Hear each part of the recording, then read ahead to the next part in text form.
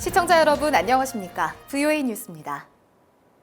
미국 정상회담 후속 조치를 위해 마이크 폼페오 국무장관이 5일 북한으로 출발합니다.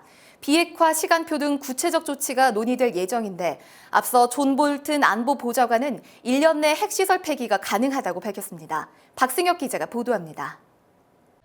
마이크 폼페오 국무장관이 북한 비핵화 후속 협상을 위해 북한을 다시 방문한다고 백악관이 밝혔습니다. 오는 5일 미국을 출발해서 현지 시간 6일 북한에서 김정은 위원장을 만날 것으로 예상됩니다. 백악관은 미북 간의 긍정적 변화를 언급했습니다. The Secretary of State will be there later this week to continue those discussions. There's great momentum right now for positive change, and we're moving together for further negotiations.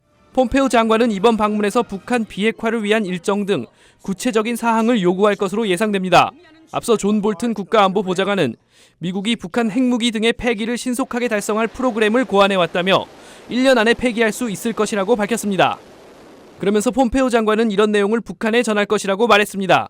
With full disclosure of all of their chemical and biological nuclear programs, ballistic missile sites. That hasn't happened yet? It has not. We can get, physically, we would be able to dismantle the overwhelming bulk of their programs within a year. 또 북한의 신속한 무기 프로그램 폐기는 대북 제재 해제와 한국, 일본의 지원으로 이어질 것이라고 강조했습니다.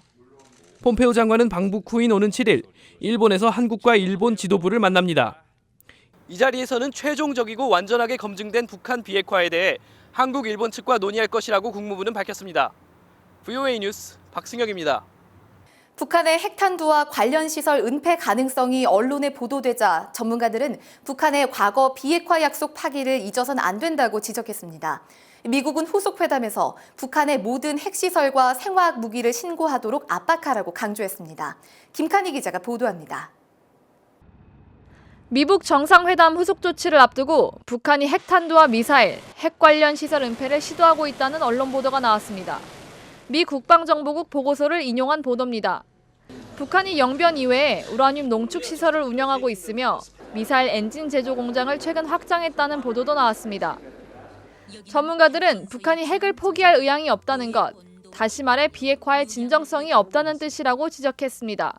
This undercuts the fundamental assumption of Trump administration policy, which is that the North Koreans have made a strategic decision to give up their weapons. Now it appears that assumption is wrong. 따라서 후속 회담에서 미국은 북한을 더 강하게 압박해야 한다는 주장이 나옵니다. 북한은 과거에도 비핵화 약속을 지키지 않았었다며 같은 실수를 하지 않으려면 모든 핵시설과 생화학 무기를 신고하도록 압박해야 한다는 겁니다.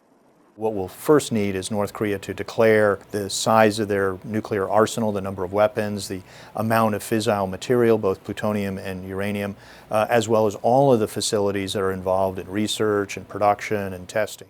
전문가들은 북한은 미국과의 협상이 지속되는 동안 핵무기 개발을 지속할 것이라고 예상하면서 폼페오 국무장관이 북한을 방문해서 실질적인 비핵화 조치를 약속받아야 할 것이라고 강조했습니다. VOA 뉴스 김칸입니다. 국제 자금 세탁 방지 기구 FATF가 북한에 대한 최고 강도 제재를 계속 유지하기로 했습니다. FATF는 자금 세탁과 테러 자금 조달에 공동 대응하기 위해 설립된 국제기구로 정기총회를 통해 북한에 대한 이 같은 제재를 결정했습니다. FATF는 북한에 대한 거래 중단과 금융회사 해외 사무소 설립 금지 등의 조치를 취하고 가상화폐와 관련해 국제 자금 세탁 방지 기준을 최우선적으로 만들기로 했습니다. 토마스 오헤아 퀸타나 유엔 북한 인권 특별 보고관이 한국 정부 관계자에게 북한 인권 개선을 위한 전략을 논의했습니다. 한국을 방문한 퀸타나 특별 보고관은 조현 한국 외교부 2차관을 만나 북한과 인권 문제만 협상하기는 어렵다는 것을 이해한다면서 북한 인권 문제에 대한 한국 정부의 전략을 알고 싶다고 밝혔습니다. 또 북한 인권의 실질적 개선을 위해 유엔 등 국제 인권단체와의 협력 확대를 강조했습니다. 북한 인권 상황의 심각성을 알리고 개선을 촉구하는 거리 캠페인이 한국 서울역 앞에서 열렸습니다. 행사를 주최한 북한 인권단체 나우는 남북 그리고 미북 정상회담 이후 북한 인권에 대한 한국 내 관심이 낮아지고 있다면서 북한 정권 압박을 위한 시민들의 관심과 참여를 호소했습니다. 탈북 대학생 등이 모여 진행한 거리 캠페인은 앞으로 매월 넷째 주 토요일 낮 12시에 열릴 예정입니다. VOA 뉴스 마칩니다. 시청해주신 여러분 고맙습니다.